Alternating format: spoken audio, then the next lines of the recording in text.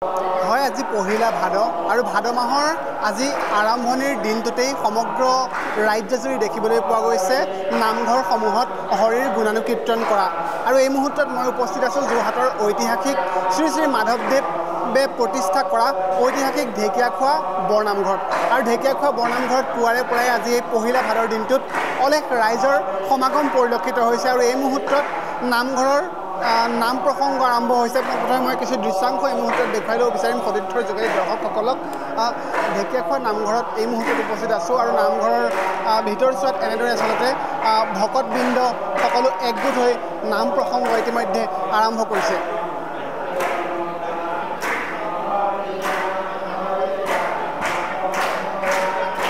ঢেকীয়াখোৱা নামঘৰৰ ভিতৰ ভাগৰ পৰা আপোনালোকক আমি পৰিৱেশ আজি ভাদ মাহৰ পবিত্ৰ ভাদ মাহৰ এই প্ৰথম দিনটোত দেখুৱাবলৈ চেষ্টা কৰিছোঁ আমাৰ সতীৰ্থ কেমেৰা পাৰ্চনৰ যোগেদি।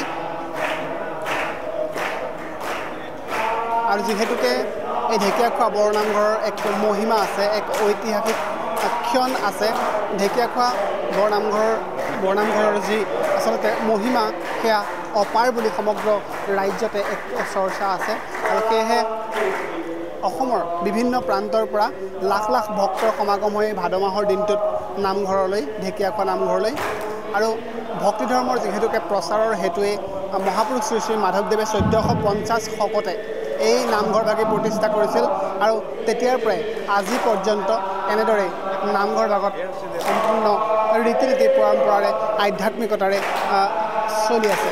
আৰু এই মুহূৰ্তত আমি সতীৰ্থৰ যোগেদি সমগ্ৰ পৰিৱেশটো দৰ্শকসকলক দেখুৱাই আছোঁ। ঢেকীয়াখোৱা নামঘৰৰ মাজভাগৰ পৰা সমগ্ৰ পৰিৱেশটো দেখুৱাবলৈ চেষ্টা কৰিছোঁ। নাম ইতিমধ্যে আৰম্ভ হৈছে।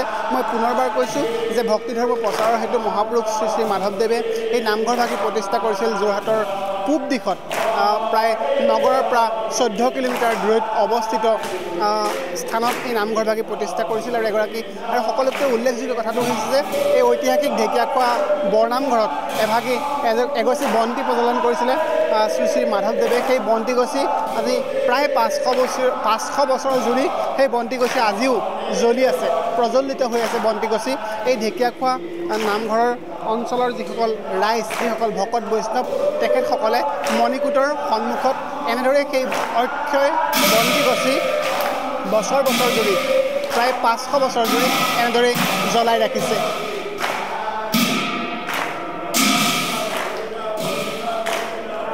আৰু ভাদ মাহৰ আজি পহিলা দিনটোতেই আমি ঢেকীয়াখোৱা বৰনামঘৰৰ পৰা প্ৰথমটো প্ৰতিবেদন হিচাপে আপোনালোকক আজি নাম প্ৰসংগৰ এয়া দৃশ্যাংশ এই মুহূৰ্তত দেখুৱাই আছোঁ। আৰু আজি যিহেতুকে আৰম্ভ হৈছে আৰু গোটেই ভাদ মাহ জুৰি নামঘৰৰ প্ৰাংগণত এনেদৰে হৰিৰ গুণানুকীৰ্তন চলিব আৰু এয়া ভাদ মাহৰ আৰম্ভণিত ঐতিহাসিক ঢেকীয়াখোৱা নামঘৰৰ পৰা সমগ্ৰ ৰাজ্যৰ প্ৰত্যেকগৰাকী ব্যক্তিৰ মংগলময় কামনা কৰি আমিও ঢেকীয়াখোৱা নামঘৰৰ পৰা এই প্ৰতিবেদন এই মুহূৰ্তত আপোনালোকলৈ আগবঢ়াবলৈ চেষ্টা কৰিছোঁ।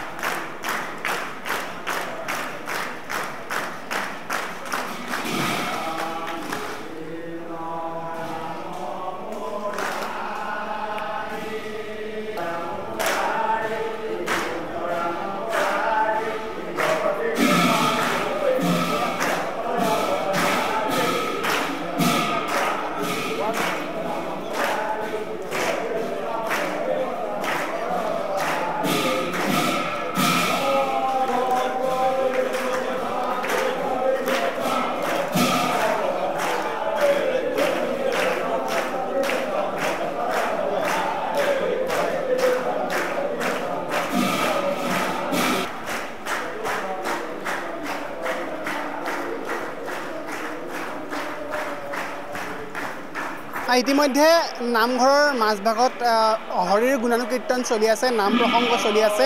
আমি এই মুহূৰ্তত ঢেকীয়াখোৱা নামঘৰৰ এজোপা বৃক্ষ দেখাব বিচাৰিছোঁ। মহাপুৰুষ শ্ৰী শ্ৰী মাধৱদেৱে 1450 শকতে ৰোৱা এজোপা বটবৃক্ষ এই মুহূৰ্তত দেখুৱাব বিচাৰিছোঁ আপোনালোকক। প্ৰায় 500 বছৰ পুৰণি এইজোপা বৃক্ষই বহু আচলতে ধৰণে এই ঐতিহাসিক নামঘৰ ভাগক আচলতে শীতল কৰি ৰাখিছে।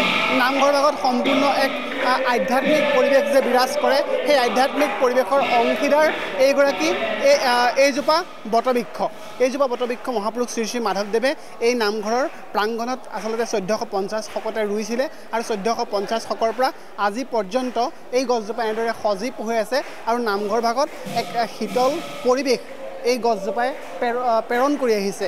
এই মুহূৰ্তত আমি আপোনালোকক সমগ্ৰ পৰিৱেশ দেখুৱাব বিচাৰিছোঁ যোৰহাটৰ ঐতিহাসিক ঢেকীয়াখোৱা বৰনামঘৰৰ পৰা।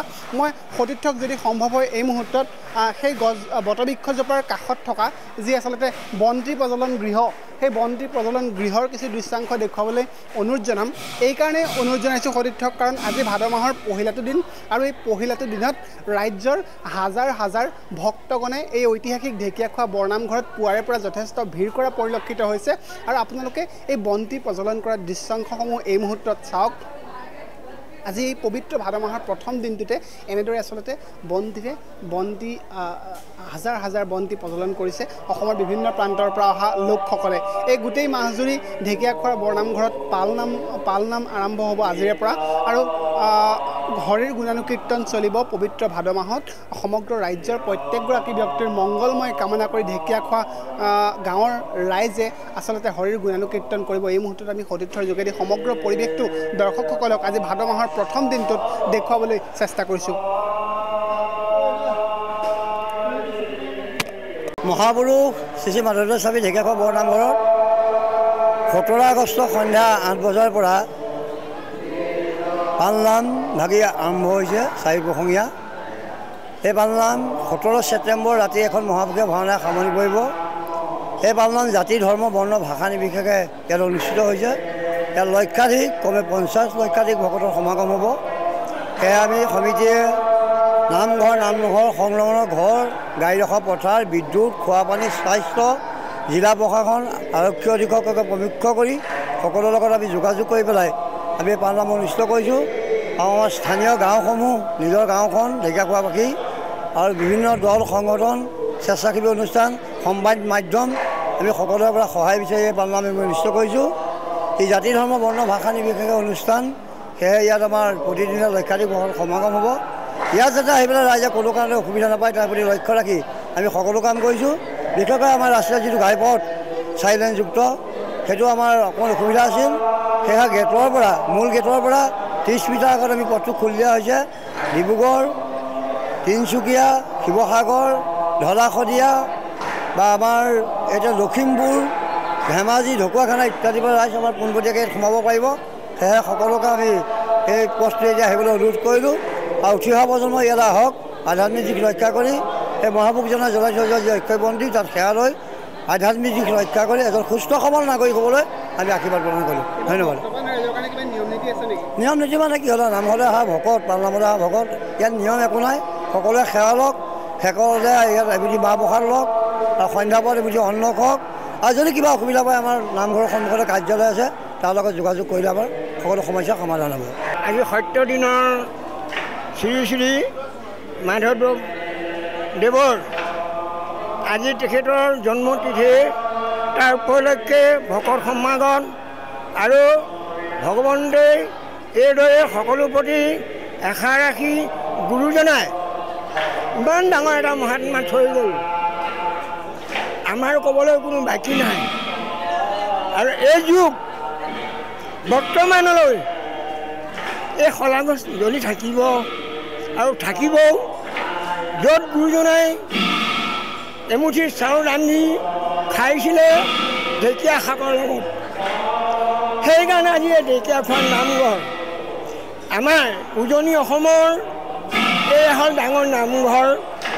আৰু যাতে এই নামঘৰ সকলোৰে প্ৰতি আগ্ৰহেৰে আজি আহি পিতৃ মাতৃ সকলোৱে আহি ইয়াত সেৱা শুশ্ৰূষা কৰিছে, নামত ভাগ লৈছে। ইয়াকে কৈ মোৰ বক্তৃতা সামৰণি মাৰিছোঁ।